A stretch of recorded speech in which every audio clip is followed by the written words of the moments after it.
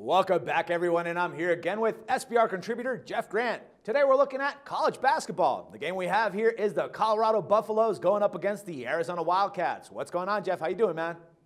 A lot's going on in the college basketball world. Conference play is really getting going here. It's a different style of basketball for these teams, so you definitely have to handicap things differently than you did in non-conference play and even in the beginning of conference play as a sports handicapper. And what we have here, Dax, is a team that hasn't played well on the road going against one of the more dominant home teams in college basketball. Yeah, man, and I don't know if this is going to actually help out the team that much, but at least it should give them some, or at least it did give them some time to regroup and figure things out. I mean, Colorado's been off for about more than a week or so since suffering that 25-point road loss to Utah. So in your opinion, Jeff, I mean, what needs to happen for the Buffaloes if they hope to turn things around moving forward, especially now that they're going to be away from the Coors Event Center? Yeah, the Buffaloes are lacking in confidence, and it's really affecting the entire team. And a lot of their problems are due to the fact that they've been without one of their top players due to injury. Josh Scott, who is listed as questionable with a back injury. He tried to play in that game against Utah. He was completely ineffective. Also in that game, due to the fact that they lost by 25 points, you have to realize that they lost guard Xavier Johnson. He's listed as questionable with an ankle injury. How important are those two players? They combined to average 26.6 points per game. So as a sports bettor, you definitely have to check their status. And also, when you look at Colorado historically under head coach Tad Boyle, he's been there for about 4 or 5 years, Dax. He hasn't performed. The team has not performed at its highest level in January, which kind of coincides with the start of conference play.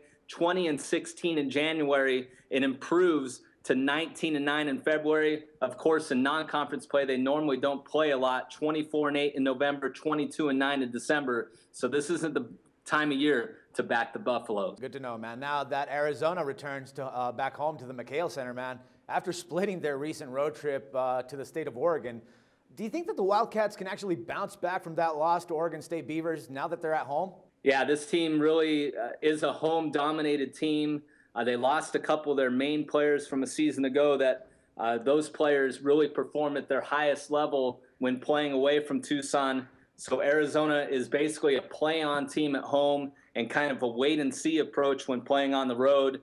The reason I bring up a play-on team at home, they've won their last 30 home games. They've won 13 consecutive games at the McHale Center against Pac-12 conference opponents. 3 starters averaging in double figures, and one of the reasons why this team's a play-on at home and not quite so on the road is the fact that their leading scorer and rebounder is a true freshman, Stanley Johnson, averaging 13.9 points and 6.6 rebounds per game. So once he becomes more consistent at the college level, this team will definitely thrive against any opponent on any floor.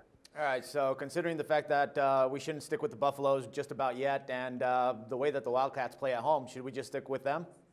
I think that's what you're going to see in the market, and it's hard to really go against that trend because Colorado 0-4 straight up and against the spread on the road, have a couple of key injuries. Even though those players may come back, how dependable will they be? Scott just has not gotten over this back injury, and as a big man, that's one of the worst injuries to have, and as an explosive perimeter player, a high ankle sprain is one of the worst things to have in Xavier Johnson's case. And the final betting trend, Dax, Arizona 21-7 against the spread in their last 28 home games versus teams with a losing road record. So I'm going to back Arizona against Colorado, likely being sent out as a double-digit home favorite.